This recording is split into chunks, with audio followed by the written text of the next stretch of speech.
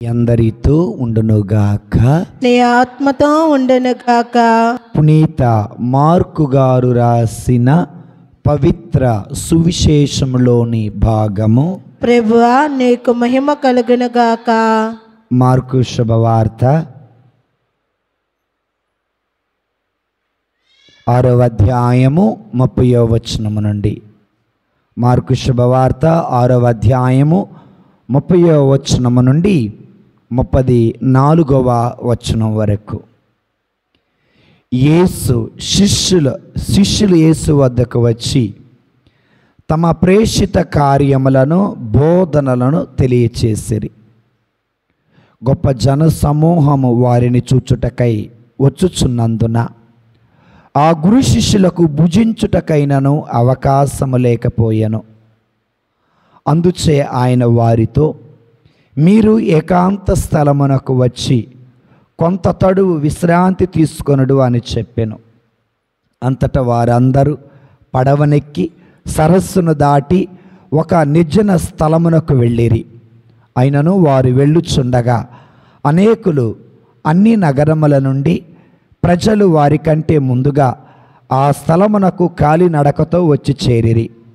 యేసు పడవన దిగి జనసమూహమును చూచి, కాపరిలేని గొర్రెల వలె ఉన్న జనసమూహము వారిపై కనికరము కలిగి వారికి అనేక విషయములను బోధింప ప్రారంభించెను.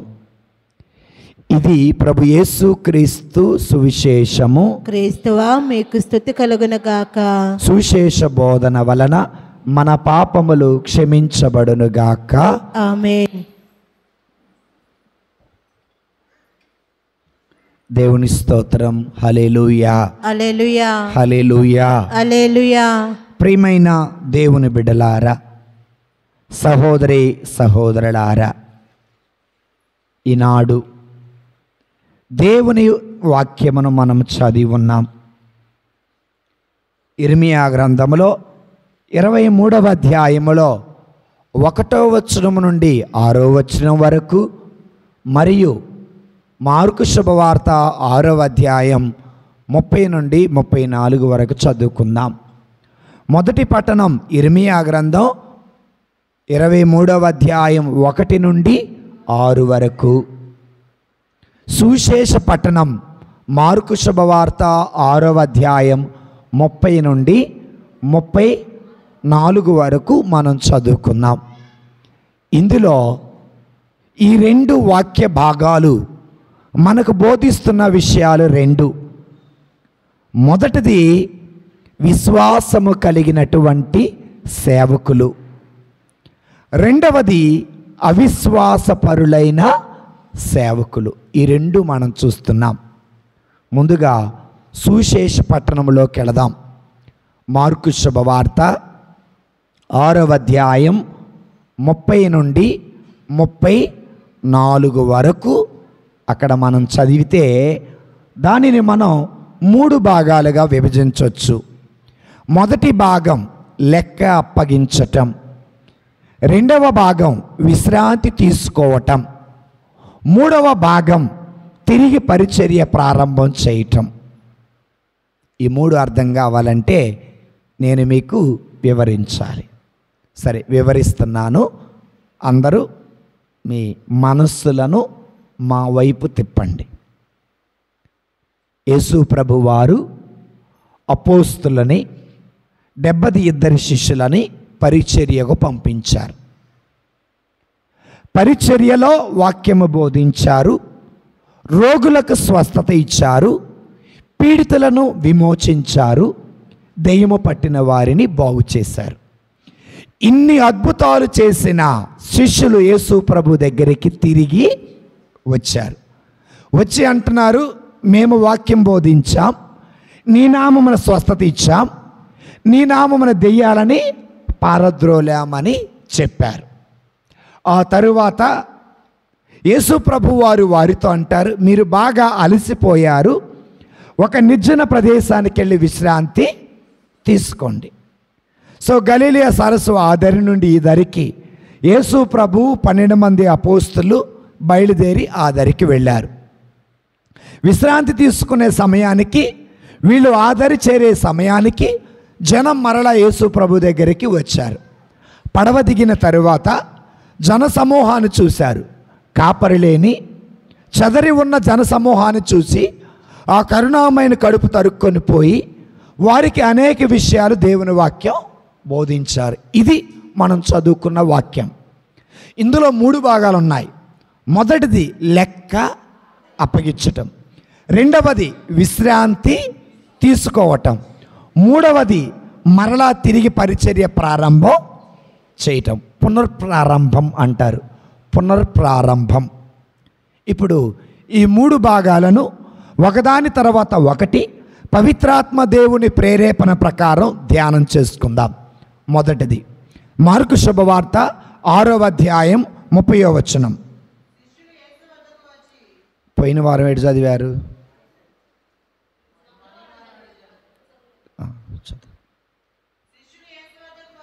శిష్యులు యేసు వద్దకు వచ్చి తాము చేసిన పనులను, బోధనలను తెలియచేసిరి. చాలు, 30 చదవమన్నా. శిష్యులు యేసు వద్దకు తిరిగి వచ్చారు. వచ్చేం చెబుతున్నారు? తాము చేసిన ప్రేషిత కార్యాలను గూర్చి యేసు ప్రభు వారికి తెలియచేశారు. ఇంకా మీకు అర్థం కావాలంటే లూకా శుభవార్తలో 10వ అధ్యాయములో 17వ వచనం నుండి చదువుకుందాం. లూకా శుభవార్త 10వ అధ్యాయం 17వ వచనం నుండి చదువుకుందాం. ఆ 70 ఇద్దరు తిరిగి వచ్చి ప్రభు నీ పేరు మీద పిశాచములు కూడా మాకు లోబడుచు ఉన్నవి అని చెప్పిరి. చాలమ్మా అని చెప్పారు. దేవుని స్తోత్రం, హల్లెలూయా. ఇక్కడ మనము చదివిన 2 వాక్యాలు మార్కు 6:30 ప్రకారం, లూకా 10:17 ప్రకారం పరిచర్యకు వెళ్ళినటువంటి శిష్యులు తిరిగి వచ్చి వాళ్ళు ఏమేం చేశారో యేసు ప్రభు వారికి చెప్పారు. అంటే వాళ్ళు చేసిన పనుల గురించి, వారు చేసిన అద్భుత కార్యాల గురించి, వారు చేసిన స్వస్థతల గురించి, వారు వాక్యము బోధించగా హృదయ పరివర్తన చెందిన వారి గురించి యేసు ప్రభు వారికి శిష్యులు చెప్పారు. ఇది వాక్యం. దీనిని మన జీవితాలకి ఎలా అన్వయించాలి? ఉదయాన్నే మంచం మీద నుండి లేస్తున్నావు, మరలా సాయంత్రం మంచం మీద పడుకోవటానికి వెళుతున్నావు. ఉదయం నుండి సాయంత్రం వరకు నువ్వు చేసిన ప్రతి పని దేవునికి లెక్క చెప్పాలి.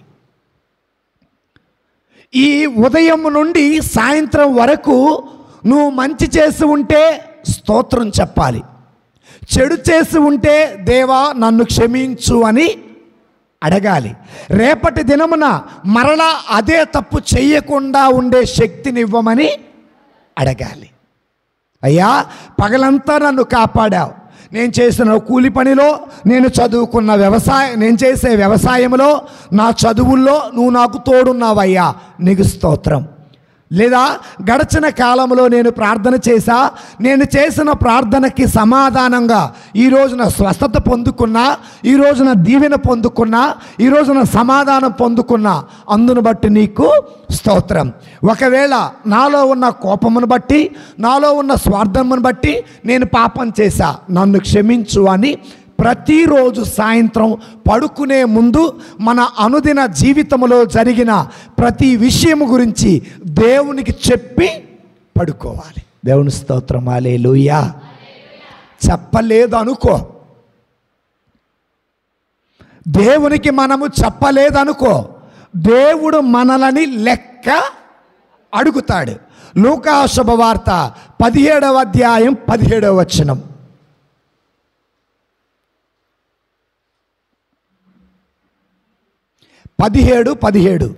లూకా శుభవార్త 17వ అధ్యాయం 17వ వచనం. అప్పుడు యేసు 10 మంది శుద్ధులు కాలేదా? మిగిలిన 9 మంది ఎక్కడ? దీని అర్థం ఏంటి? లెక్క అడుగుతున్నారు. ఎవరు అడుగుతున్నారు? యేసయ్య అడుగుతున్నారు. ఏమని అడుగుతున్నారు? మీరు నా దగ్గరికి స్వస్థత కోసం వచ్చారు. నేను వెళ్ళి యాజకుడికి కనపడమన్నాను. దారి మధ్యలోనే 10 మంది స్వస్థత పొందారని నాకు తెలుసు. కానీ ఒక్కడే తిరిగి వచ్చి స్తోత్రం చెబుతున్నాడు. మిగిలిన 9 మంది ఎక్కడా? సాయంత్రం పడుకునే లోపు ఆ మంచం మీద కూర్చొని దేవునికి నీవు లెక్క అప్పగించకపోతే దేవుడు అడుగుతాడు, అమ్మా నేను నిన్ను దీవించలేదా? నేను నిన్ను కాపాడలేదా? నేను నీకు స్వస్థత ఇవ్వలేదా? నీ పైరు పంటలు, నీ పశువులు, నీ బిడ్డలు, వారి చదువులు, వారి ఉద్యోగాలను నేను దీవించలేదా? నీ ప్రయాణములో తోడుగా లేనా? నీ నడకల్లో తోడుగా లేనా? నీ పడక చుట్టూరా నేను కాపలా లేనా? నా దగ్గరికి నువ్వెందుకు రాలా? నాకు ఎందుకు స్తోత్రం చెప్పలా? నాకెందుకు వందనాలు చెప్పలా అని దేవుడు లెక్క అడుగుతాడు.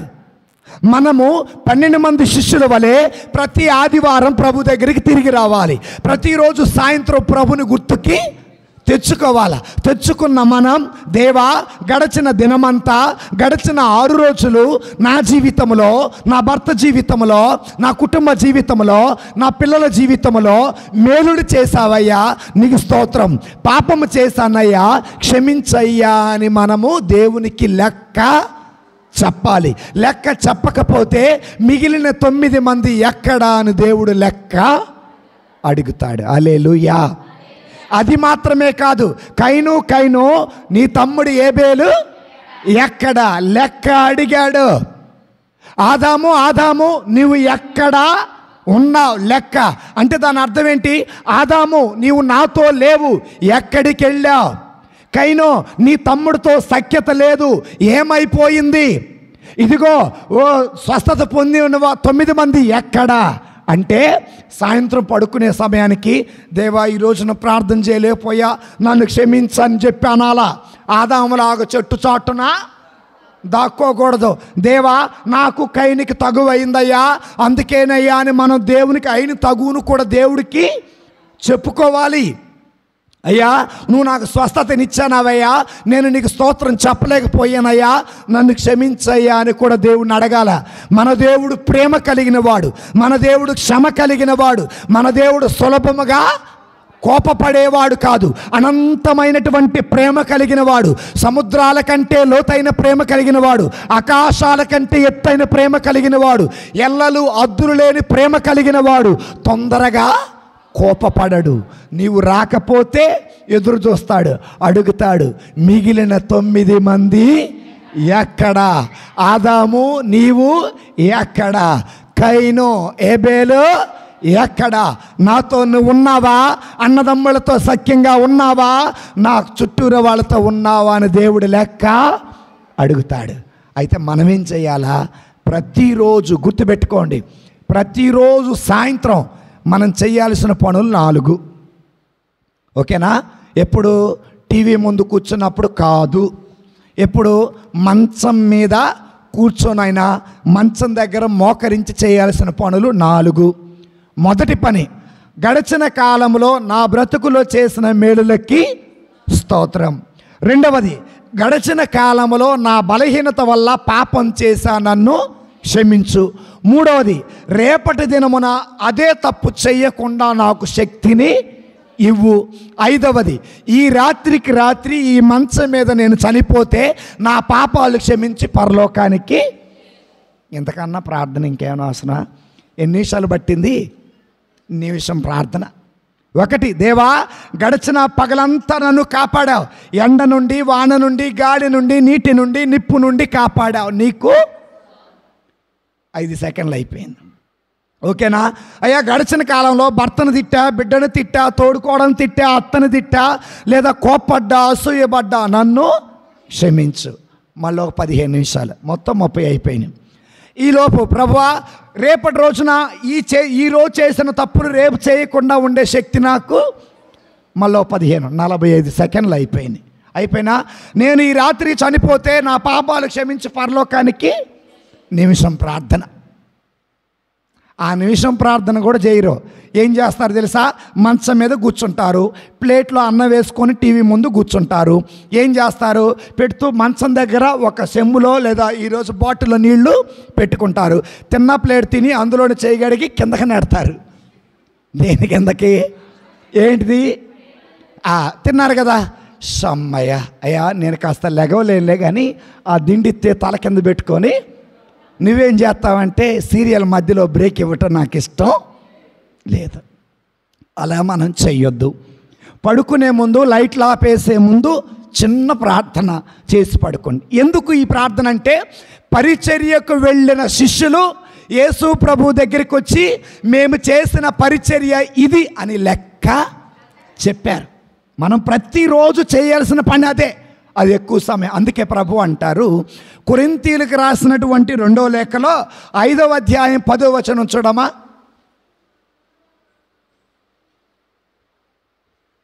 కొరింథీయులకు రాసిన 2వ లేఖ 5వ అధ్యాయం 10వ వచనం.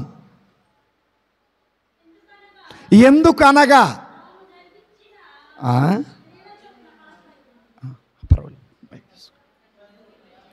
మైక్ తీసుకోమ్మా. ఎందుకనగా తాను జరిగించిన క్రియల చొప్పున అవి మంచివైనను సరే, చెడ్డవైనను సరే, దేహముతో జరిగించిన ఫలమును ప్రతివాడును పొందునట్టు మనమందరము క్రీస్తు న్యాయపీఠము ఎదుట ప్రత్యక్షం. నీవు దేవుని న్యాయపీఠం ముందు నిలబడ్డావు. ఏ రోజు? ఈరోజు విశ్రాంతి దినం. ఈరోజు పునరుత్థాన దినం. ఈరోజు నిన్న ఏ దినం? ఈరోజు ఏ దినం? మన దినం ఎప్పుడు? దేవుడికి తెలుసు. దేవుని స్తోత్రం. హల్లెలూయా, హల్లెలూయా. సో ఆయన దేవుని బిడ్డలారా, ఒక దినం ఉంటుంది. ఆ దినము రోజున నేనేం చెబుతానంటే, ప్రభు ముందు నిలబడాలా, చేసిన మంచికి లెక్క చెప్పాలా, చేసిన చెడుకు లెక్క చెప్పాలా, వీటికి ప్రతిఫలం మనము పొందుకోవాలి. అదే ప్రభు పలుకుతున్నారు. చదవమ్మ మరొకసారి అది.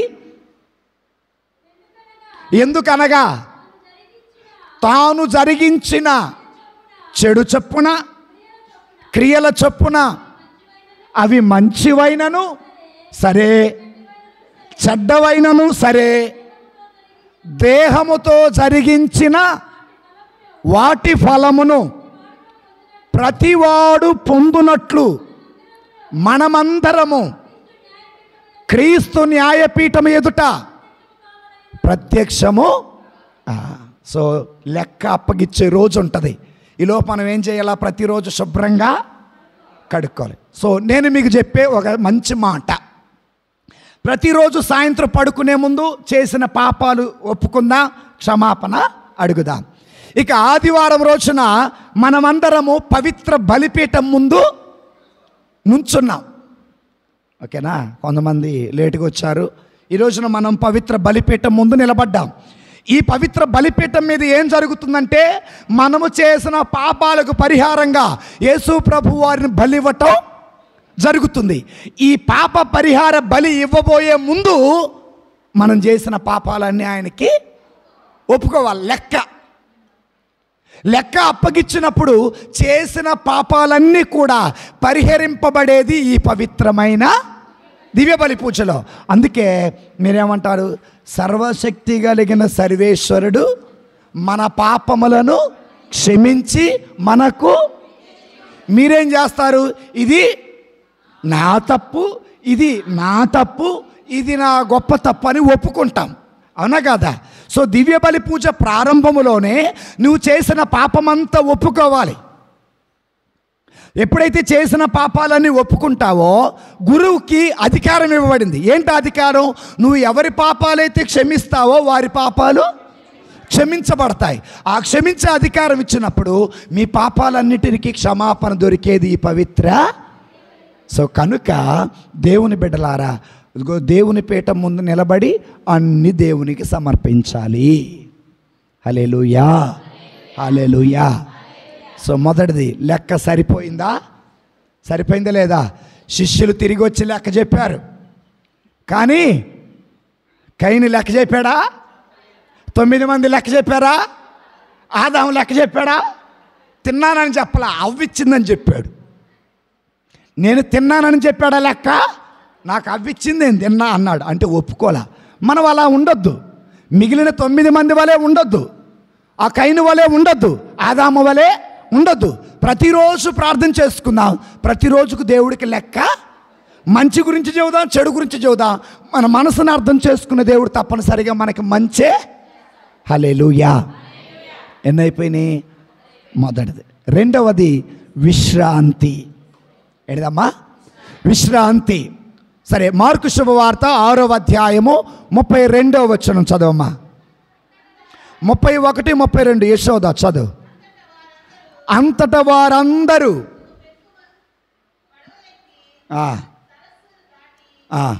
31 చదువమ్మా. 31 చదువు. 31. గొప్ప జన సమూహము వారిని వచ్చుచున్నందున ఆ గురు శిష్యులకు అవకాశము లేకుండా పోయెను. అందుచేత ఆయన వారితో, మీరు ఏకాంత స్థలమునకు వచ్చి కొంతసేపు శాంతిని, విశ్రాంతిని తీసుకొనుడు. దేవుని స్తోత్రం. హల్లెలూయా. తిరిగి వచ్చారు. లెక్క చెప్పిన తర్వాత, అయ్యా మీరు బాగా అలసిపోయారయ్యా, విశ్రాంతి. 6 రోజులు సృష్టిని సృష్టించిన తరువాత తండ్రి దేవుడు 7వ రోజున విశ్రాంతి తీసుకున్నాడు. మార్కు శుభవార్త 1వ అధ్యాయం 35వ వచనంలో పగలంతా పరిచర్య చేసిన యేసయ్య రాత్రి విశ్రాంతి తీసుకొని వేకువజామున వెళ్ళి ప్రార్థన చేశారు. చదువుతారా? ఆయన వేకువజామున లేచి ఒక నిర్జన ప్రదేశమునకు వెళ్ళి ప్రార్థన చేయటం ప్రారంభించారు. దేవుని స్తోత్రం. హల్లెలూయా. పగలంతా పరిచర్య చేసి అలసిపోయిన యేసయ్య నిర్జన ప్రదేశానికి వెళ్ళి విశ్రాంతి తీసుకుంటూ ప్రార్థన చేశాడు. మనం ఇంకా చూస్తే యేసు ప్రభువారు బాగా అలసిపోయి ఒక పడవ కింద తలవాల్చి నిద్రపోతున్నారు. అయితే దేవుని బిడ్డలారా, తండ్రి దేవుడు చేసింది ఆత్మీయమైన పరిచర్య, యేసయ్య చేసింది ఆత్మీయమైన పరిచర్య. 12 మంది శిష్యులు, 72 శిష్యులు చేసింది ఆత్మీయమైన పరిచర్య. ఈ పరిచర్యలో అటు శిష్యులు అలసిపోయారు, ఇటు దేవుడు కూడా అలసిపోయాడు. అటు శరీరం అలసిపోయింది, ఇటు ఆత్మ కూడా అలసిపోయింది. ఇలా అలసిపోయినటువంటి శిష్యులకు దేవుడు చెబుతున్నారు, కొద్దిగా సేపు విశ్రాంతి తీసుకోండి. హల్లెలూయా. అంటే తండ్రి తనకు అప్పగించిన బాధ్యత నెరవేరుస్తూ అలసిపోయాడు. యేసయ్య తనకు అప్పగించిన బాధ్యత నెరవేరుస్తూ అలసిపోయాడు. 12 మంది శిష్యులు వారికి అప్పగించిన బాధ్యత నెరవేరుస్తూ అలసిపోయారు. ఈ రోజున భార్యగా అలసిపోయావేమో, భర్తగా అలసిపోయావేమో, తండ్రిగా అలసిపోయావేమో, తల్లిగా అలసిపోయావేమో. పగలంతా పనిచేసి 6 రోజులు పనిచేసి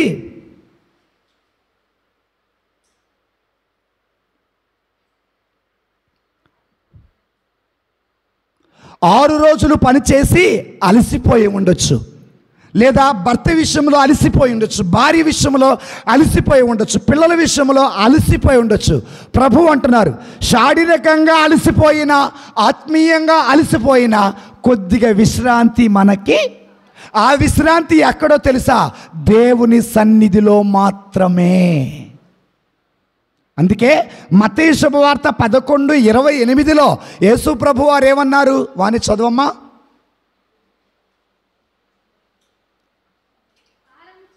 భారముచే అలసి సొలసి ఉన్న సమస్త జనులారా నా యొద్దకు రండి, మీకు విశ్రాంతి నొసగదును. మీకు విశ్రాంతిని వసగతా. దేవుని స్తోత్రం. హల్లెలూయా. అలసిపోయి ఉంటే మనం ఎవరి దగ్గరికి రావాలి? శారీరకంగా అలసిపోతే ప్రభు దగ్గరికి రా. మానసికంగా అలసిపోతే ప్రభు దగ్గరికి రా. భార్య విషయంలో, భర్త విషయంలో విసిగిపోయి ఉంటే ప్రభు దగ్గరికి రా. నీ కుమారుడి విషయంలో, నీ కోడల విషయంలో అలసిపోయి ఉంటే ప్రభు దగ్గరికి రా. ప్రభు చెబుతున్నారు, భారముతో ఉన్న సమస్త ప్రజలారా. శిష్యులతో పలికింది కూడా అదే. మీరు పరిచర్య చేసి బాగా అలసిపోయారు, విశ్రాంతి. తండ్రి దేవుడు చేసింది కూడా అదే. సృష్టిని సృష్టించి 7వ రోజున విశ్రాంతి తీసుకున్నారు. యేసు ప్రభు వారు పగలంతా పరిచర్య చేసి నైట్ అంతా విశ్రాంతి తీసుకొని వేకువజామున నిర్జన ప్రదేశానికి వెళ్ళి ప్రార్థన. మనకు కూడా విశ్రాంతి చాలా చాలా అవసరం. యేసు ప్రభు వారు అన్నారు, ఒక నిర్జన ప్రదేశానికి వెళ్ళు, కొద్దిగా తడువు విశ్రాంతి తీసుకోవాలంటే ప్రభు దగ్గరికి రావాలి. నీకు విశ్రాంతి మరి ఎక్కడా దొరకదు. ఈ లోకములో ఉన్న ఎక్కడా కూడా నీకు విశ్రాంతి అనేది దొరకదు. నీకు విశ్రాంతి కావాలి అంటే ప్రభు దగ్గరికి. నువ్వు బైబిల్ అంతా వెతికినా, ఆత్మల భారం కలిగి ఉన్నా, శారీరకమైన భారం కలిగి ఉన్నా, మానసికమైన భారం కలిగి ఉన్నా, కుటుంబ భారం కలిగి ఉన్నా, నేను మీకు శాంతినిస్తానని యేసు ప్రభు వారు మాత్రమే మనకి చెప్పారు. దేవుని స్తోత్రం, హల్లెలూయా. మరి 6 రోజులు కష్టపడుతున్నారు, పొట్టకూటి కోసం, పిల్లల ఎదుగుదల కోసం, భర్తకి మంచి ఆరోగ్యం, భార్యకు మంచి ఆరోగ్యము తప్పులేదు, ప్రభువే పలికారు. కానీ 7వ రోజు పునరుత్థాన దినాన నా దగ్గరికి రండి, కొద్దిగా విశ్రాంతి తీసుకోండి. ఓ ప్రశ్న అడుగుతా, చెప్పండి, పని ముఖ్యమా, విశ్రాంతి ముఖ్యమా?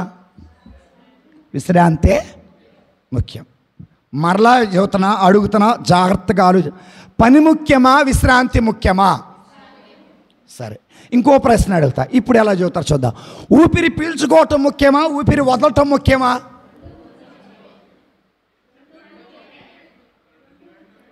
రెండు ముఖ్యమేనా? ఎందుకు? ఊపిరి పీల్చుకొని బిగబడితే చచ్చిపోతా, ఊపిరి వదిలి బిగబడితే చనిపోతా. 6 రోజులు కష్టపడు శరీరం కోసం, 7వ రోజున ప్రభు సన్నిధిలో విశ్రాంతి తీసుకో. పని చెయ్యాలా, విశ్రాంతి కూడా, 2 తీసుకోవాలా?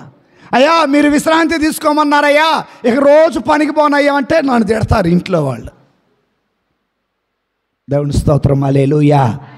సో ఒకసారట ఒక బిడ్డ అడిగాడంట, నాన్న ఏది ముఖ్యం, పని ముఖ్యమా, విశ్రాంతి ముఖ్యం అంటే తండ్రి అన్నాడంట, ఊపిరి పీల్చుకోవటం ముఖ్యమా, ఊపిరి వదలటం?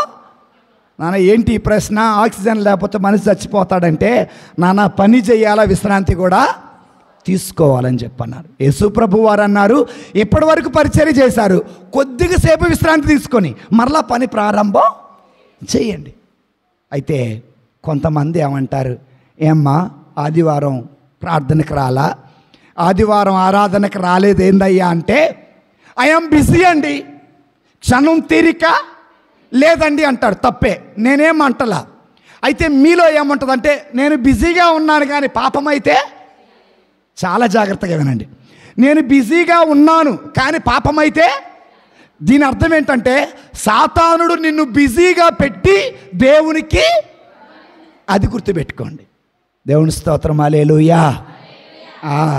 నేను మరలా చెబుతున్నాను, నేను బిజీగా ఉన్నానండి, పాపమైతే సాతాను ఏం చేస్తుందంటే, సాతానుడే నిన్ను బిజీగా ఉంచి దేవునికి దూరం చేసి పాపం చేసేటటువంటి ప్రేరేపణ ఇస్తుంది. హల్లెలూయా, హల్లెలూయా. అందుకేనట మన జీవితంలో ఒక శత్రువు ఎవరు అంటే, కాదు బిజీ బిజీ బిజీ బిజీ. ఈ బిజీ అన్న పదం దేవుడిది కాదు, సాతానుది. ఎప్పుడు బిజీయే అంటూ ఉంటారట. సో కాబట్టి దేవుని బిడ్డలారా, అందుకే అంటారు, the great enemy of the spiritual life in my life is a hurriedness అంటున్నాడు ఒక ఆయన. సో చదువు వచ్చిన వాళ్ళు వినండి, ద గ్రేట్ ఎనిమీ అంటే ఎవరు? శత్రువు. అబ్బా, very good. The great enemy of spiritual life అంటే ఆధ్యాత్మికమైన జీవితం. In my daily life is a hurry అంటే, నా ప్రార్థనా జీవితంలో నాకున్న శత్రువు నా బిజీ. సో కాబట్టి దేవుడు మనకి ఎన్ని రోజులు ఇచ్చాడు? ఏ కూడు సంపాదించుకోవడానికి? పొట్టకూడు. 7వ రోజు ఏం తీసుకోవాలా? విశ్రాంతి. ఎక్కడికి రావాలా? అయ్యా విశ్రాంతి తీసుకుంటే ఏంటయ్యా లాభం? దేవుడి సన్నిధికి వస్తే ఏంటయ్యా లాభం? సరే ఏంటో లాభం మీరే చెబుదురు. కానీ మీరు నిమ్మకాయలకి వెళ్ళారు, మొక్కజొన్నకి వెళ్ళారు, సొరకాయలో దోసకాయలో బీరకాయలో బెండకాయలు కోయటానికి వెళ్ళారు. మధ్యలో ఏమన్నా బ్రేక్ ఉంటుందా? ఉండదా? తింటలేదా చెట్ల కింద కూర్చొని? లేదా మధ్యాహ్నం ఇంటికి వచ్చి తిని అమ్మాయి రాండి అని పిలవట్లేదా? పిలుస్తున్నారా లేదా? ఈ బ్రేక్ ఎందుకు? పగలంతా పనిచేసి ఎనర్జీ ఖర్చు అయిపోయింది. మరలా నీకు ఎనర్జీ కావాలంటే బ్రేక్ తీసుకొని పొట్ట నిండా తిన్న తర్వాత మరలా ఎనర్జీ వస్తుంది. 6 రోజులు ఆదివారం రోజున నువ్వు పొందుకున్న శక్తితో సోమవారం నుండి శనివారం వరకు బ్రతుకుతున్నావు. ఈ ఎనర్జీ అంతా ఖర్చు అయిపోయింది. మరలా ఎనర్జీ కావాలంటే ఎక్కడికి రావాలా? అర్థమైందా? సో మన జీవితంలో బిజీ అన్న పదం తీసేయండి. ఆదివారం ఒక్కరోజు, మిగిలిన రోజులు బిజీగా ఉండండి, తప్పులేదు. సో కాబట్టి ప్రియమైన దేవుని బిడ్డలారా, ఇంకొకటి మన జీవితంలో మనం చేయాల్సింది ఏంటంటే, కరాఖండికి చెప్పాల్సింది ఆదివారం రోజున నువ్వు కరాఖండికి ఏం చెప్పాలంటే నేను గుడికి వెళ్తున్నానని చెప్పాలట. ఏ రోజున? ఈరోజు ఆదివారం. ఎంత డబ్బు ఇచ్చినా ఎంత ఆస్తి ఇచ్చినా నేను మాత్రం పనికి రాను, పూజ అయిపోయిన తర్వాతే పనికి వస్తానని చెప్పాలట. ప్రార్థన అయిపోయిన తర్వాతే ప్రార్థన అయిపోయిన తర్వాత ఏ పనికైనా, ఆరాధన అయిపోయిన తర్వాతే, ప్రభు శరీరం ప్రభు రక్తం తిన్న తర్వాతే ఇస్తా. అయితే ఎవరైతే ఈ ఆదివారం రోజున ప్రభుని ఆరాధనకు రారో వారి మధ్యలోకి ఆల్రెడీ ఒకడు వచ్చాడట. వాడే బిజీగాడు. వాడు ఎట్ట పెట్టాడు? నిన్ను బిజీగా పెట్టాడు. ఎందుకు పెట్టాడు? ప్రభు సన్నిధికి రాకుండా ఉండటం కోసం నిన్ను బిజీగా. హల్లెలూయా. అయితే ఈ వాక్యం వినటం వల్ల చాలామంది నన్ను తిట్టుకుంటారు. దేవునికి మహిమ. నువ్వు తిట్టుకున్నావంటే నీ మనసేడో బాధ. యథార్థవాది లోకానికి విరోధి. హల్లెలూయా. ఒక 10వ తరగతి అమ్మాయి, ఎన్నో తరగతి అమ్మాయి? 10వ తరగతి అమ్మాయి తను ఉండే గదిలో ఇలా రాసుకుందట. ఏమని రాసుకుంది? If you are too busy to worship, అంటే నువ్వు దేవుని ఆరాధనకు రావటం చాలా బిజీ అయితే you are far far far away from God అంది. అర్థమైందా? దేవుడి సన్నిధికి రావటానికి నువ్వు చాలా బిజీగా ఉంటే నువ్వు దేవునికి చాలా చాలా చాలా దూరంగా ఉన్నావంట అని ఒక 10వ తరగతి చదివే అమ్మాయి తన క్లాస్ రూమ్లో రాసి పెట్టుకుందట. దేవుని స్తోత్రం. హల్లెలూయా, హల్లెలూయా. సో కాబట్టి ప్రియమైన దేవుని బిడ్డలారా, సహోదరి సహోదరులారా, మనం దేవుడే చెప్పాడు ఏం తీసుకోవాలి, ఏం తీసుకోవాలి? విశ్రాంతి. అయితే విశ్రాంతి తీసుకోవటం వల్ల మనకేంటి లాభం? విశ్రాంతి అంటే ఏమండి గుడికి రాకుండా ఉండటం కాదండి. విశ్రాంతి తీసుకోమన్నాడు. 2 కేజీలు చికెన్ తెస్తాను, నువ్వు వచ్చేలోపు అల్లం మిక్సీ చేసి పెడతాను, 4 పుట్టగొడుగులు పీక్కొని వస్తాను, నువ్వు తొందరగా రా. ఇది కాదు బిజీ షెడ్యూల్ అండి. ఇది కాదు మన బిజీ షెడ్యూల్. అందులో కూడా మనమేమి ఉదయం 6 నుండి సాయంత్రం 6 వరకు ప్రభు సన్నిధిలో ఉండటం లేదు. సో మన బిజీ షెడ్యూల్ ఏంటంటే ఆదివారంలోను అప్పు పండగల్లోనూ, గట్టి చెప్పండి నిత్యశ్రీ చెప్పమ్మా, వాచి బాగుంది నీది. ఆదివారములోను ఏ పండగ? అప్పు పండగల్లోనూ, అంటే ఈస్టరు, క్రిస్మస్, గుడ్ ఫ్రైడే, మన గుడి పండగ. సో ఆదివారములోను అప్పు పండగల్లోనూ ఏ కష్టం? ఓకే. నిర్గమాకాండం 20వ అధ్యాయం 8వ వచనం నుండి చదవండి.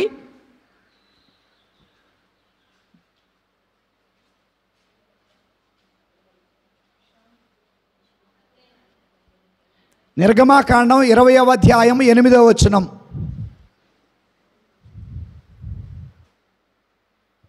వాణి నువ్వే. విశ్రాంతి దినమున విశ్రాంతి దినమున గుర్తించుకొనుడు. గుర్తుపెట్టుకోండి. దానిని పవిత్రము చేయుడు. దానిని పవిత్రం చెయ్యండి. 6వ రోజు పాటు 6 రోజుల పాటు మీ పనులెల్లా మీ చేసుకుని పనులన్నీ చేసుకోండి. 7వ రోజు మాత్రం 7వ రోజు మాత్రం మీ దేవుడైన యెహోవాకు పవిత్రాత్మైన విశ్రాంతి దినము. నీ దేవుడైన యెహోవాకు పవిత్రమైన విశ్రాంతి దినము.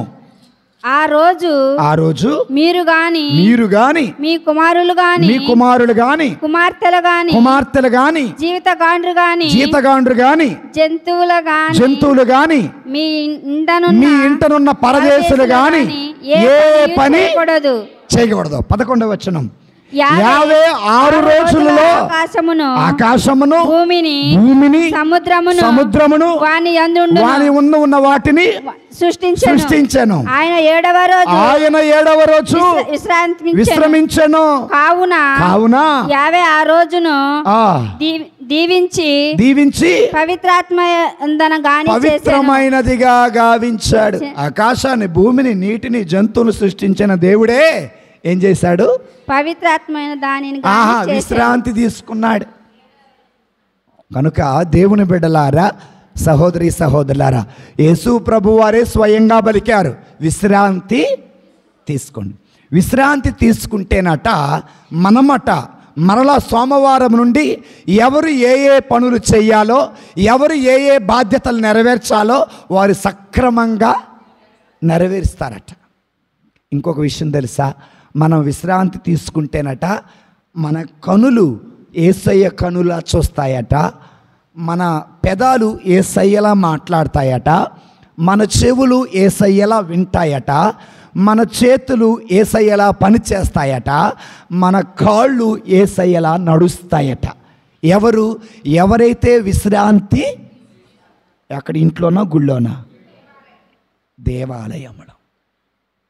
కనుక దేవుని బిడ్డలారా, చూడండి, మనకి ఎన్ని పనులున్నా పునరుత్థాన దినమున ప్రభు సన్నిధికి రావాలి. ఇది ప్రభు మనకి చెప్పారు.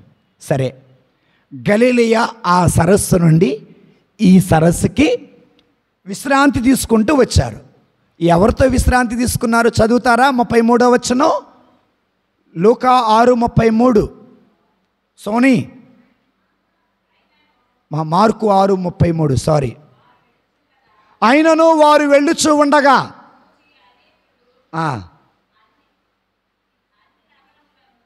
అన్ని నగరముల నుండి వారికి 33వ వచనం, 32 చదువుతున్నావా? 32 చదువు తల్లి. అంతటా వారందరూ ఒక పడవను ఎక్కి సరస్సును, ఇప్పుడు విశ్రాంతి ఎక్కడ తీసుకున్నారు? పడవలో. ఎక్కడ? పడవలో ఎవరున్నారు? యేసయ్య ఉన్నారు. యేసయ్యతో పాటు ఎంతమంది శిష్యులు ఉన్నారు? అంటే మన విశ్రాంతి యేసయ్య చెప్పినట్టుగా మన విశ్రాంతి ఎవరితో తీసుకోవాలి? దేవునితో. మన సమయాన్ని దేవునితో గడపాలి. అది విశ్రాంతి. సరే, విశ్రాంతి తీసుకున్నారు. ఈ లోపున ఆ దరికి వెళ్ళాల. ఏ దరికి? గలిలయ సరస్సు అవతల తీరానికి వెళ్ళాల. 33వ వచనం చదవమ్మా. అయినను వారు వెళ్ళుచూ ఉండగా చూచి అనేకులు అన్ని నగరాల నుండి వారికంటే ముందుగా కాలినడకను వచ్చిరి. యేసు పడవను దిగి ఆ జనసమూహమును చూచి కాపరిలేని గొర్రెల వలె ఉన్న కనికరమ కలిగి అనేక విషయాలు బోధించటం. హల్లెలూయా. మరలా ఏం ప్రారంభించారు? 3వది, మరలా పరిచర్య ప్రారంభం. రెస్ట్లోనే ఉన్నారా? పరిచర్య ప్రారంభం చేశారా? పని, విశ్రాంతి, పని, విశ్రాంతి, పని. దేవుని స్తోత్రం. హల్లెలూయా. ఒకసారట ఒక సేవకుడు అడిగాడట, ఏమయ్యా ఈ రోజున సోమవారం పనికి వెళ్ళలేదంటే, నిన్న పూజకి వెళ్ళొచ్చానండి, బాగుంది. పూజకి వెళ్ళొచ్చిన తర్వాత పుట్టగొడుగులకి వెళ్ళారండి, ఇంకా బాగుంది. తిన్నది కదా, కొద్దిగా మసాలా వాసన పడేసరికి నాలుక రుచి ఎరిగిందండి. ఒక క్వార్టర్ వేసి పడుకున్నానండి. హ్యాంగ్ ఓవర్ ఏమైందట?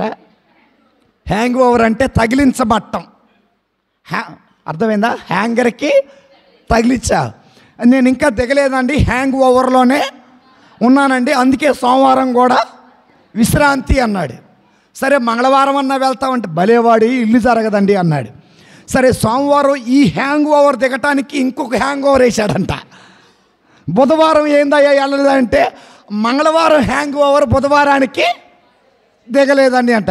ఇక ఈయన హ్యాంగ్కి అదేమంటాడు, హుక్కుకి తగిలిచ్చే ఉంటాడు. ఇక ఆయన అంటే తన వారం రోజులు ఏం తీసుకుంటున్నాడు? హల్లెలూయా. ఎప్పుడు విశ్రాంతి తీసుకున్నవాడు ఎవడో తెలుసా? సోమరోడు. ఎవరమ్మా? సోమరోడికి వంకలు ఎక్కువ. వాడి పిలవలా, నేను వర్షం పడుతుంది అందుకే కాలుకు మట్టయిద్ది, జలుబు చేసిద్దని ముందుగానే ఇంట్లో గొడుగు లేదు, మా ఆవిడ వద్దంది, ఆ అన్నం వండలా. ఏంటి ఇవన్నీ? వంకలు. ఇష్టం ఉంటే హోటల్లోకి వెళ్ళి రేపు ఇత్తాలే, లేదా శనివారం సాయంత్రం బిల్లు మొత్తం కడతాలే అని తిని పనికి కూడా వెళ్ళొచ్చు. కాబట్టి వారమంతా విశ్రాంతి తీసుకునేవాడు సోమరులు. సోమవారం నుండి శనివారం వరకు కష్టపడి ఆదివారం రోజున ప్రభు సన్నిధిలో విశ్రాంతి తీసుకునేవారు. దేవుడు అధికంగా వారిని హల్లెలూయా. సో కాబట్టి 3, 1 లెక్క చెప్పాలి, 2వది విశ్రాంతి తీసుకోవాలి, 3వది మరలా పని ప్రారంభం. ఊపిరి పీల్చి ఊపిరి వదిలినట్టుగా పని చెయ్యాలా, విశ్రాంతి కూడా. ఇది సేవకులు. ఏ సేవకులు? విశ్వాసము కలిగిన సేవకులు, నమ్మకము కలిగిన సేవకులు, విధేయత కలిగిన సేవకులు. వీరు నమ్మకమైన భర్త, నమ్మకమైన భార్య, నమ్మకమైన కొడుకులు చేసే పని ఇది. ఎలా? పని విశ్రాంతి, పని విశ్రాంతి. ఇంకొంతమంది ఉన్నారు, వాళ్ళు ఎలాంటి వాళ్ళు అంటే ఇది చెప్పుకొని ముగిద్దాం. ఇర్మియా గ్రంథానికి వెళ్దాం, 32వ అధ్యాయానికి వెళదాం.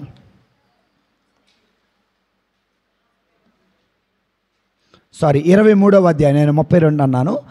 ఇర్మియా గ్రంథం 23వ అధ్యాయం 1వ వచనం నుండి చదువుకుందాం. అమ్మ దీవెన ఉందట్టుంది మధ్యలో.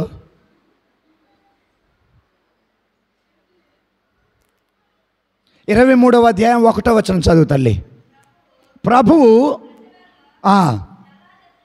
చెల్లాచెదరు చేసి నాశనము చేయు రాజులు, అక్కడ రాజులను ఉందా? ఇంకో చోట కాపరులను ఉంటుంది, అవునా? ప్రభు ఓకే, రాజులన్నా కాపరులన్నా నాయకుల కింద వస్తారు కాబట్టి వాళ్ళు ఎవరట? శాపగ్రస్తులు. దేవుని స్తోత్రం. హల్లెలూయా, హల్లెలూయా. ఇక్కడ కష్టపడి మందను పోగు చేసిన వాళ్ళు 12 మంది శిష్యులు, 72 శిష్యులైతే ఇర్మియా ప్రవక్త చెప్పినట్టుగా ప్రజల మందని చల్లా చెదర చేయటం అంటే సంఘాన్ని ముక్కలు చేయటం. ఇది కాపరులకి. ఇంటికి వచ్చేసరికి భార్యను, భర్తను, పిల్లల్ని, తల్లిని పట్టించుకోకుండా ఇష్టానుసారంగా తిరిగేవారు కాపరులు అనమాట. అందుకే అంటున్నారు, ప్రభు మందను చల్లాచెదరు చేసి నాశనము చేసే కాపరులు శాపగ్రస్తులు. దేవుని స్తోత్రం. హల్లెలూయా. మరి ఈ రోజున ఒక తండ్రిగా కుటుంబాన్ని ఒక దగ్గరికి చేర్చి వారిని నువ్వు మంచి మార్గంలో నడిపిస్తున్నావా? ఒక తల్లిగా భర్తను, పిల్లల్ని అందరినీ కూర్చోబెట్టుకొని ఒక ప్రార్థన చేసుకుంటూ అందరు సక్రమమైన మార్గంలో నడుస్తున్నారా? భర్తది ఒక దారి, భార్యది ఒక దారి, పిల్లలది. సో భర్త ఏమో ఇంట్లో, భార్య ఏమో గుళ్ళో, పిల్లలేమో బయట. మీరేమో చక్కగా స్నానం చేయించి పౌడర్ పూపించి తలదువ్వి గుడికి పోరా అంటారు. మీరేడకొచ్చి చూస్తే వాడు గుళ్ళో ఉంటాడా? ఉండడు. గుళ్ళో లేడు కదా అని ఇంటికి వెళ్ళి గుళ్ళో లేవు ఎక్కడికి వెళ్ళావా అని అడిగే తల్లి తండ్రి ఉన్నారా? పంపించే ఫాదర్ గారండి, వాడు రాకపోతే నేనేమి, తప్పు మీదే. తప్పు మాత్రం. స్కూల్కి పంపిస్తున్నారు, ప్రోగ్రెస్ కార్డులో ఎన్ని మార్కులు వస్తున్నాయో చూస్తున్నారా? వాడు స్కూల్కి వెళ్తున్నాడా, రోడ్ల మీద తిరుగుతున్నాడా, రేగ్గాయలు కోస్తున్నాడా, కాలువలో ఈతకెళ్తున్నాడా, గాలం వేసి చేపలు పడుతున్నాడా, సైకిల్ వేసుకొని ఊరంతా తిరుగుతున్నాడా గమనిస్తున్నారా? ఏమో నేనైతే పంపిస్తున్నా, నా బాధ్యత అయిపోయింది. అట్లా ఉండొద్దు. ఎందుకంటే మీ పిల్లల్ని చదివించాలి. మనము పిల్లలకి ఏది ఇచ్చినా కరిగిపోయింది. 10 రూపాయలు ఇస్తే ఒకరోజు తినేస్తారు. బట్టలు కొని పెడితే వయసు పెరిగే కొంది వాటిని మార్చుకోవాలి. బైక్ కొని పెడితే ఈరోజు బైక్ అయితే రేపు బుల్లెట్ అంటే, రేపు బుల్లెట్ అంటే కారు అంటాడు. కానీ నీ పిల్లలకి నువ్వు తరగని నిధి ఏంటో తెలుసా? చదువు. నీ పిల్లలకు ఉన్న నీ పిల్లలకి నువ్వు నీ పిల్లల మీద ప్రేమ ఉంటే బంగారం రూపంలో వద్దు, వస్త్రాల రూపంలో వద్దు, బాగా చదివించు, కూర్చోబెట్టు, కొట్టు, తిట్టు, అక్షరాలు నేర్పించు. ఒకప్పుడు నేను ఎడవ చేత్తో రాసేవాడిని, ఇప్పుడు కుడి చేత్తో రాస్తున్నా. నా పంతులు ఎవరు తెలుసా? మా అమ్మ గంట పెట్టి కాల్చి వాత పెట్టింది. అప్పుడు ఎడం చేయి కాస్త ఏమైంది? నేను బ్రదర్గా ఉన్నప్పుడు నాకు అన్నిటికీ ఎడం చేయి అలవాటు. దివసప్రసాదం ఎడం చేత్తో పంచుతున్నా. నా దగ్గరికి ఎవరు రావట్లేదు. ఏందయ్యా ఎవరు రావట్లేదు అని చూస్తే దేంతో పంచుతున్నా? అప్పుడు సరి చేసుకొని కుడి చేత్తో. ప్రభు శరీరం. మనల్ని, మన పిల్లలకి మనం తరగని నిధి. రేపటి రోజున వరే నీకు బంగారం కొని పెట్టలేదు, కానీ చదివించావనుకో, డిగ్రీ ఇంటర్ చదివించావనుకో, ఒక ప్రైవేట్ ఉద్యోగం చేసుకుంటున్నాడు అనుకో, నీ నుండి రూపాయికి వాడు ఆశించడు. పిల్లలకి తరగని నిధి ఏదైనా ఉందంటే చదివించండి. చదివే క్రమంలో దారి తప్పుతారు, అయినా పర్వాలా. తల్లిగా నీ బాధ్యత, తండ్రిగా నీ యవ్వన ప్రాయం అది. యవ్వన ప్రాయంలో అర్థం కాదు. యవ్వన ప్రాయంలో ఎంత చెప్పినా మైండ్కి ఎక్కదో. నేను అనుకున్నదే జరగల, అయినా కూర్చోబెట్టండి. ఒకళ్ళకి ఒకసారి చెబితే అర్థమైంది, 2 సార్లు చెబితే అర్థమైంది, 10 సార్లు చెబితే 100 సార్లు అయినా చెప్పే బాధ్యత తల్లిగా నీది, తండ్రిగా. వాళ్ళు ఎదిగిన తర్వాత ఒక ఉద్యోగం చేసుకుంటే నీ గుండెల్లో నీ గుండె మీద చేసుకొని, నా కొడుక్కి నేను ఇచ్చిన బంగారు భవిష్యత్తు అది అని నువ్వు చెప్పగలుగుతా. దేవుని స్తోత్రం. హల్లెలూయా, హల్లెలూయా. కాబట్టి ఆ బాధ్యత నెరవేర్చాలి. ఈ రోజున ఒక తండ్రిగా నీ కొడుకు బడికి వెళ్తున్నాడో లేదో నీకు తెలుసా? నీ కూతురు సక్రంగా చదువుతుందో లేదో నీకు తెలుసా? వాళ్ళకి సక్రంగా కాలేజీకి వెళ్తున్నారో లేదో తెలుసా? మమ్మీ కాలేజ్ ఫీజు కట్టాలి, ఫోన్పే చేయి. అయ్యా నాకు ఫోన్పే లేదు, కొద్దిగా కొట్టవా? 100కి 50 ఇస్తే కొడతా. అలా కొట్టి పంపించే తల్లిదండ్రులు ఉన్నారు. అయితే యవన ప్రాయంలో ఉన్న చెల్లెళ్ళు, తమ్ముళ్ళు గుర్తుపెట్టుకోవాలి. మన అమ్మ నాన్న కష్టపడి ఎండనక వాననక రూపాయి జాగ్రత్త చేసి పచ్చడి మెతుకులు తిని మనకు ₹1 పేశారు. ఆ రూపాయిని మనం ఎలా వాడాలో తెలుసా? ఎలా వాడాలా? మోటార్ వేసి రోడ్డు అడిగినట్టు వాడకూడదు. రోడ్డు శుభ్రం చేయాల్సింది ఎవరు? ఎట్లా అంటే నీరు ఖర్చు అయినట్టుగా ₹1 ఖర్చు కాకూడదు. ఎందుకంటే తల్లి తండ్రి రక్తాన్ని చెమటగా మార్చి ఎండనక వాననక ప్రతి రూపాయి వాళ్ళు మనకి ఇచ్చారు. చదువుకునే పిల్లలు వినండి, ప్రతి రూపాయి వాళ్ళు ఇచ్చారు. ఎందుకంటే నేను చేసే మట్టి పని నా పిల్లలు చేయకూడదు. మీరు ఎంతో కష్టపడుతున్నారు. చిన్న వయసులోనే నడువులు అరిగిపోయి, మెడలు అరిగిపోయి, కాళ్ళు అరిగిపోయి, పని చేయలేక ఎన్నో ఇబ్బందులు మీరు పడుతున్నారు. నా బ్రతుకు నా కొడుకు నా కూతురుకు రాకూడదని వాళ్ళు మనల్ని చదివిస్తున్నారు. మనమేం చేయాలా? ఎంతమంది మన గ్రామంలో చదువుతున్నారు వినండి. కానీ నీ పిల్లలకి నువ్వు ఇచ్చేది ఏందో తెలుసా? యాపిల్ వాచ్ కాదు, పట్టు వస్త్రాలు కాదు. నీ పిల్లలకి నువ్వు ఇవ్వగలిసిన గొప్ప నిధి చదువు. Praise the lord. ప్రభు అంటున్నారు, ఏమంటున్నారు? ప్రభు మందను చల్లా చెదరు చేసి నాశనము చేయు కాపరులు. ఒక తండ్రిగా నీ ఇంటికి నువ్వు కాపరివి, ఒక తల్లిగా నీ ఇంటికి నువ్వు కాపరివి. ఆ పిల్లల్ని తల్లిగా తండ్రిగా భద్రపరుచుకోవాల్సిన బాధ్యత కూడా నీదే. తింటున్న కొంతమంది తండ్రులైతే పిల్లలు తింటున్నారా లేదా పట్టించుకోరు, సరైన వస్త్రాలు ఉన్నాయా లేదా పట్టించుకోరు, అసలేం పట్టించుకోరు, నాకు సంబంధం లేదు అనే తండ్రులు కూడా చాలామంది ఉన్నారు. దేవుని స్తోత్రం. హల్లెలూయా. అలాంటి తల్లివి నువ్వు కాకూడదు, అలాంటి తండ్రివి నువ్వు కాకూడదు. అందుకే అన్నారు, ఏమన్నారు? ప్రభు మందను చల్లా చెదరు చేసి నాశనము చేసే కాపరులు ఎవరట? చూడండి, నేను నా సంఘానికి సరిగా బోధించకపోతే ఆ శాపం ఎవరికి వస్తుంది? నాకు వస్తుంది.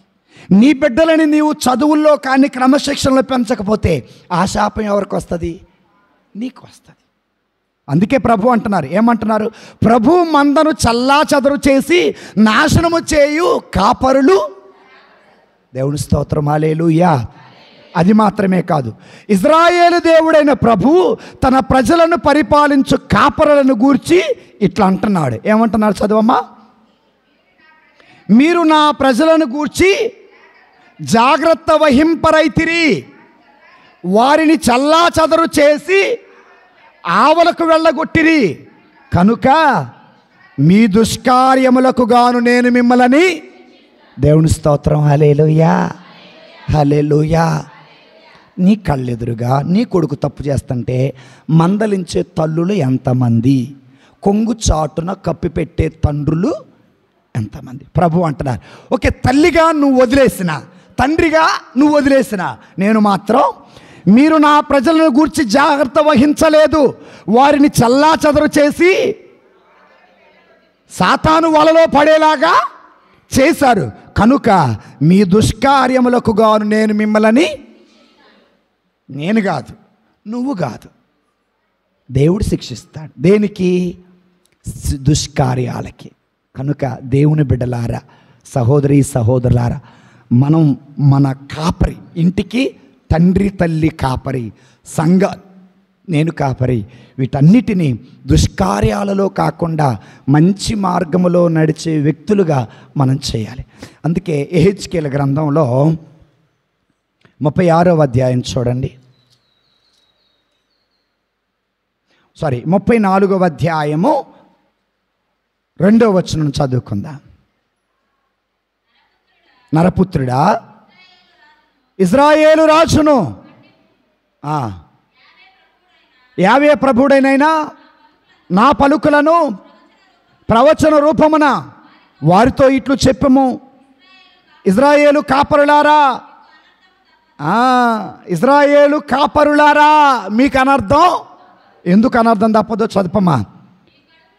మీరు కడుపు నింపుకొనుచున్నారే కానీ మీ మందలని, మీరు కడుపు నింపుకుంటున్నారు కానీ ఏం మేపట్ల? మేపారా? వచ్చినాయా? 5 సంవత్సరాలు 15,000 రూపాయలు చొప్పున వచ్చినాయా? ఎవరు పొట్టలో పోసారయ్యి?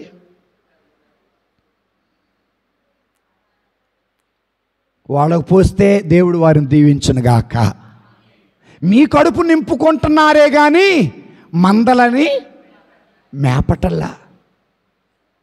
దేవుడి స్తోత్రం, హల్లెలూయా, హల్లెలూయా. మీరు గొర్రెల పాలు త్రాగుచు వాని ఉన్నితో దుస్తులు తాడుస్తున్నారు, వానిలో మంచి వాణిని చంపి. ఏటిని చంపుతున్నారంట? నేను తాగపోతే వేస్ట్రా బై. తాగనోడు వెధవ, తాగనోడు పనికిమాలినోడు, తాగనోడు వేస్ట్. దేనికి? ఇంట్లో జల్లనోడు ఊళ్ళో మంచి వాటిని కూడా చంపేస్తున్నారు. మంచి వాళ్ళని చంపే బిడ్డలుగా మనం ఉండకూడదు. మీ గొర్రెలలో దుర్బలమైన వాటిని పట్టించుకోవట్లా. నీ గొర్రెలు ఏముండయట? నీ ఇంట్లో గొర్రెలు ఉన్నాయి, మంచి గొర్రెలు ఉన్నాయి, చెడ్డ గొర్రెలు ఉన్నాయి. వాటిని పట్టించుకుంటున్నావా? వాడు నా అంత తోడయ్యాడయ్యా, వాడికి నేనేమని? వాడు నీ అంత తోడయ్యాడుగా, ఎందుకు ప్రేమ తగ్గలా మరి? వాడు నీ అంతట వాడయ్యాడు కాబట్టి, ప్రేమ ఉంది కాబట్టి, బయటోడు ఎవడైనా తగుకొస్తే వాడి మీదకి నా కొడుకు తరపున నేనుండా, నా కూతురు తరపున నేనుండానన్నావు. అదే ప్రేమతో ఆ కొడుకుని ఆ కూతుర్ని ఎందుకు మందలించవు? అదే చెబుతున్నారు కదా, మీ గొర్రెలలో దుర్బలమైన వాటిని పట్టించుకోవటం లేదు, రోగము సోకిన వానికి జబ్బు నయము చేయటం లేదు, గాయపడిన వానికి కట్టు. దేవుని స్తోత్రం. ఇవి అయితే చేస్తారులే, బాగోపోతే ట్యాబ్లెట్ వేస్తారు, ఇవన్నీ చేస్తారు. కనుక దేవుని బిడ్డలారా, ఇలా చెప్పుకుంటూ పోతే మనకి చాలా వాక్యం ఉంది. కాబట్టి 4 విషయాలు లెక్క ఉంచుకోండి. 1, ఏం చెప్పాలా? లెక్క చెప్పండి. అడుగుతాడు దేవుడు లెక్క. నీ భార్య విషయం, నీ భర్త విషయం, నీ పిల్లల విషయం లెక్క, చివరికి నీ విషయం లెక్క చెప్పిన తర్వాత అంటాడు దేవుడు, కాస్త రెస్ట్ తీసుకో. రెస్ట్ తీసుకున్నాక దేవుడు అంటాడు, మరలా పని చేసుకోయా అని చేసి అంటాడు. ఇది మంచి కాపరులు చేసే పని. చెడ్డ కాపరులు సంఘాన్ని ఏం చేస్తారు? చల్లా చెదరేస్తారు. పాడైపోతే ఏం చేయరు? దుర్బలమైన వాసన అసలు వాటి నుండి పాలు పితికి వాటి పాలు తాగి వాటి నాశనం. అంటే దాని అర్థం ఏంటంటే నీ వల్ల నీ పిల్లలు కానీ నీ సంసారం కానీ నాశనం. పితా పుత్ర పవిత్ర ఆత్మనామమున